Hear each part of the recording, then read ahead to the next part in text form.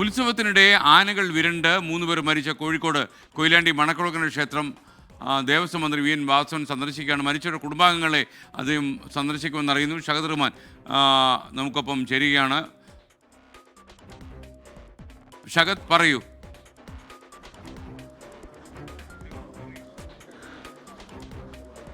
ഇപ്പോൾ നമ്മൾ നിൽക്കുന്നത് ഈ ക്ഷേത്രത്തിലാണ്. ഇവിടെയാണ് ഇപ്പോൾ മന്ത്രി വി എൻ വാസവൻ വന്നിട്ടുള്ളത്.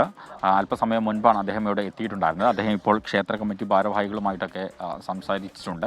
അതുപോലെ തന്നെ ഇവിടുത്തെ നഗരസഭ അംഗങ്ങളും ഒക്കെ ഇവിടെ ഈ സംഭവസ്ഥലത്തുണ്ട്. അവരുമായിട്ട് സംസാരിക്കുകയാണ്.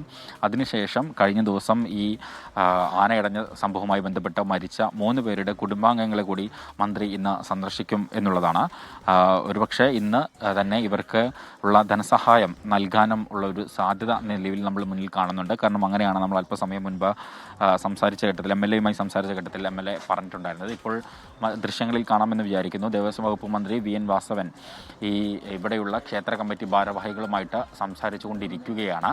ഇതുമായി ബന്ധപ്പെട്ട് എങ്ങനെയാണ് ഇവിടെ ഇത്തരത്തിൽ ആനയിടയുന്നൊരു സാഹചര്യം ഉണ്ടായത് എന്നുള്ളതാണ് പ്രധാനമായിട്ടും ഇപ്പോൾ പരിശോധിക്കുന്നത്. അതുമായി ബന്ധപ്പെട്ടുള്ള കാര്യങ്ങളൊക്കെ നടന്നു വരികയാണ്. അതിനിടയിലാണ് മന്ത്രിയുടെ ഈ സന്ദർശനം എന്നുള്ളതും ഏറ്റവും പ്രധാനപ്പെട്ടിട്ടുള്ള ഒരു കാര്യമാണ്.